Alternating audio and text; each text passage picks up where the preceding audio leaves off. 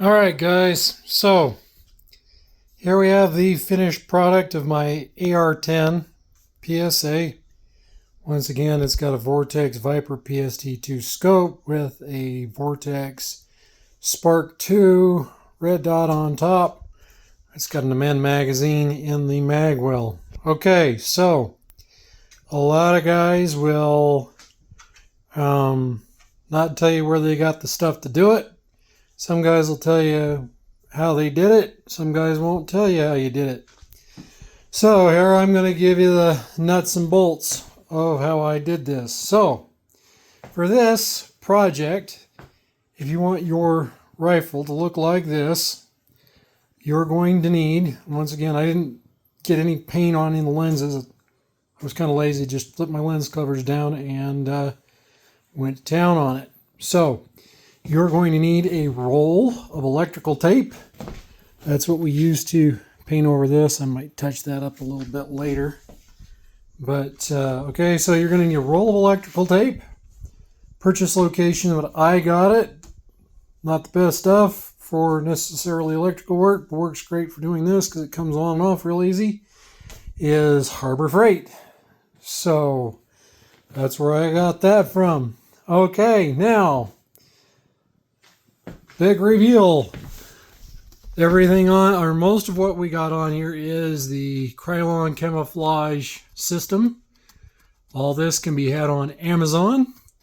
So I started out by painting the whole thing using electrical tape to block out my ejection port, to ensure I didn't get paint in places where I didn't want to get paint, and then obviously put electrical tape on places on my scope where I didn't want to get paint, and I sprayed the whole freaking thing.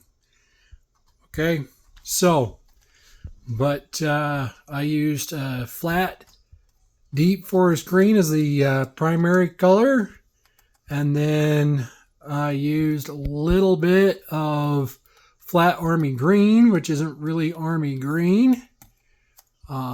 And then I used obviously flat sand, and then flat earth brown, and the deeper, darker greens that you see on this is actual army green paint.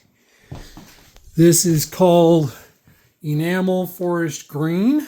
Okay, I mean, this can's like freaking 10 years old, so, but it still works.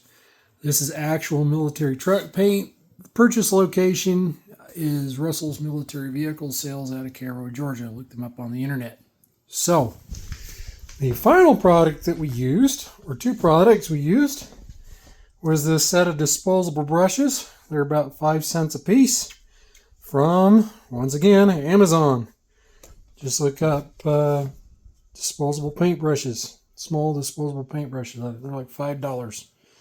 So, and then one final ingredient to all this is this guy. Okay, I took a water bottle, cut down the base to where it was about, just below my thumb, and dried it out with a paper towel, and put on some safety glasses, filled that with a bunch of, sand paint, and then put all the sand blotches on using the brush, and then cleaned it out, let it dry, and did the other two colors, and then let it dry, and then applied that. So for the magazines, and I kind of regret not having done the magazines the exact same way, but I was almost out of the forest green spray paint, so I sprayed them completely using the